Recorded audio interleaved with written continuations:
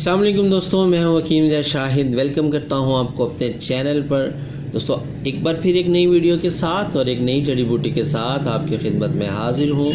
آج ہم بات کرنے والے ہیں سالب پنجہ کے بارے میں کہ اس کے کیا استعمال ہیں، کیا فوائد ہیں، کیا مزاج ہے اس کا۔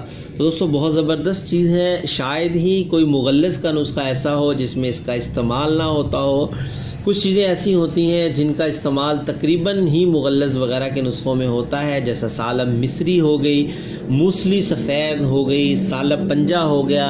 یہ ان چیزوں میں سے ہے جو ان کے مین جز ہیں، مطلب اس کے بغیر وہ مکمل نہیں ہے۔ تو جناب بہت ہی زبردست چیز ہے، گرم تر ہوتی ہے درجہ اول میں یہ اس کا مزاج جو ہے۔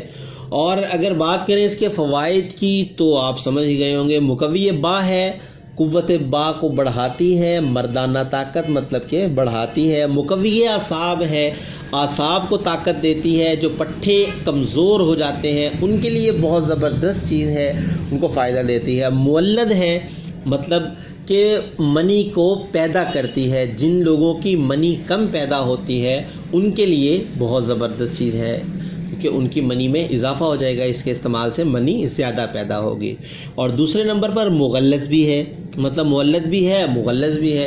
کہ مغلظ جو ہے یہ منی کو گاڑھا بھی کرے گی، پیدا بھی کرے گی اور گاڑھا بھی کرے گی۔ مطلب وہ لوگ بھی استعمال کر سکتے ہیں جن کی منی تو ہے لیکن پتلی ہوتی ہے، مطلب گاڑھا پن اس میں نہیں ہوتا، وہ لوگ بھی اس کو استعمال کر سکتے ہیں منی کو گاڑھا کرنے کے لیے۔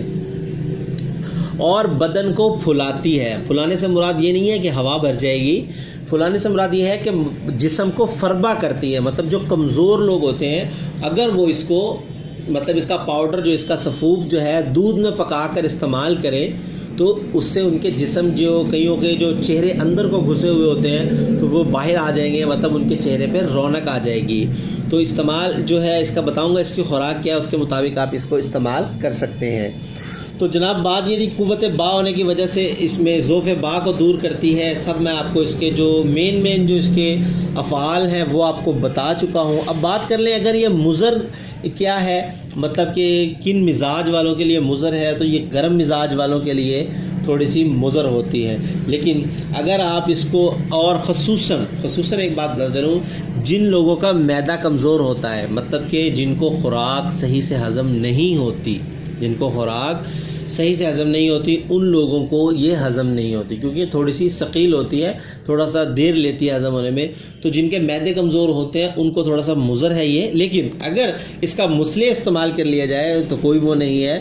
مسئلہ جو ہے اس کا سکنجبین ہے، مطلب کہ اس کو لیمو کا پانی جو ہوتا ہے اس کے ساتھ اگر اس کو استعمال کیا جائے تو یہ زبردست ہے۔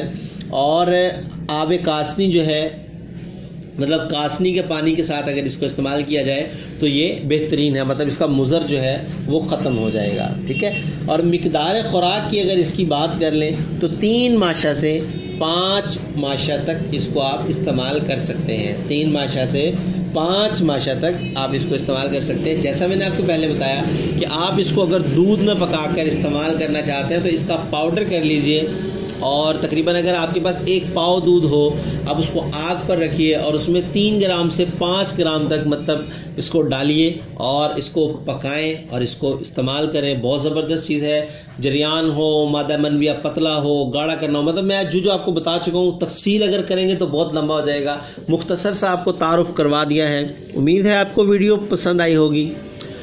تو پھر وہی آخری بات ہے کہ چینل کو سبسکرائب کر لیجئے، نوٹیفیکیشن کی بیل کو آن کر لیجئے گا تاکہ میری ہر نئی آنے والی ویڈیو آپ کو ملتی رہے۔ تو ملتے ہیں اگلی ویڈیو میں۔ حکیم شاہد کو اجازت دیجئے، اللہ حافظ۔